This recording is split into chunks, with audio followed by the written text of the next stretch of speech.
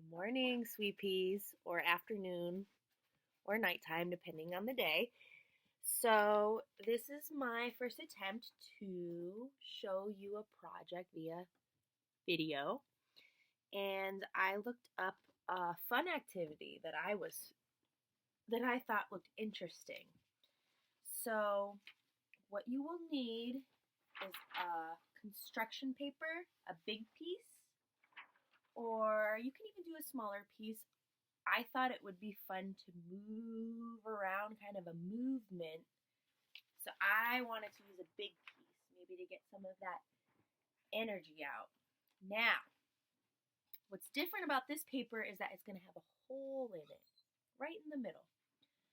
So either you can cut it out if you want to try, or mommy and daddy could have it prepped. But if you do want to try to cut it out, I'm going to show you how to do that together. So, first we're going to fold our paper. Might be a little tricky. I know I've seen some of you be able to fold. Just like how we make snowflakes. And then we're going to cut out a shape.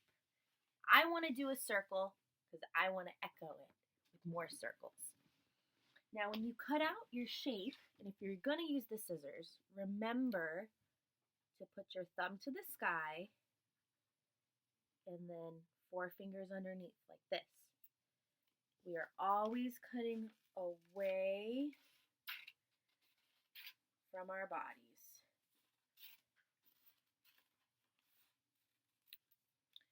You guys can trace the circle first. You guys can cut out a random shape. The point is that this is going to be a different kind of paper. It's going to have some kind of shape with a hole in the middle of it. Remember to always be safe with your scissors. When you're done, you always hold it at the bottom.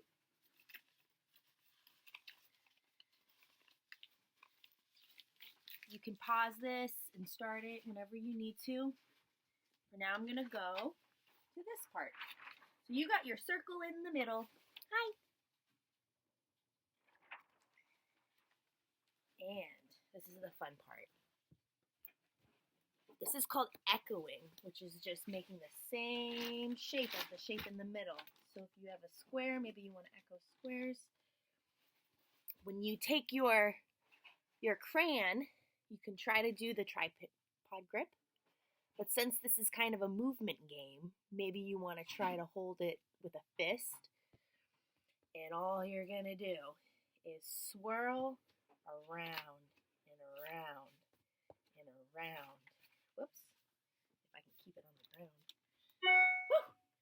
And around and around and around. Keep going and going. I know you guys like to make swirls. So what we're going to do is we're going to keep, if you have crayons, that's good. If you have colored pencils, that's great too. I would use crayons because after we're going to add some paint. You see what's going on? I'm layering this. So look how different the colors are. And I just put in color on top of color. So the more colors you have and different colors you use, the more layered it will look. More layers, more colors. You can practice your little squiggles on the outside. You can do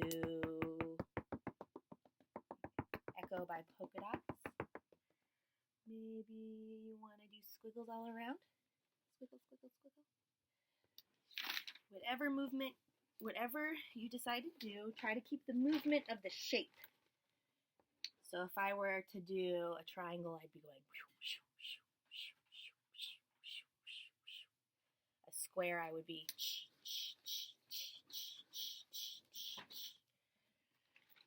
And then, I do not have watercolor. I'm limited on my supplies, but we all love the crayon. And then on top, we love to put watercolor. and it makes it very bright because the crayon is made out of wax, and the watercolor will drip off so the crayon will show through. I do not have any watercolor, so I'm just going to use this paintbrush. You know what I do have with me right now? You guys aren't gonna have this, but I have, it's called Turpenoid, and I have oil pastels. And when oil and Turpenoid mix, it helps spread it out. So this is more of an advanced material, but we'll pretend it's watercolor. We'll just pretend it's watercolor right now.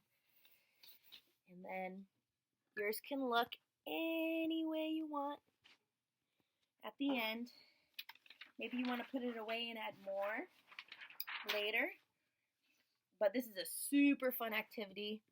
I would do it to music and try to move your body with it.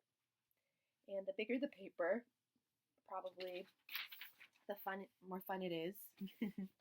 Or the smaller the paper, just smaller movements. So I hope that you can try this at home, and if you can, take some pictures and send them to me and enjoy. Bye!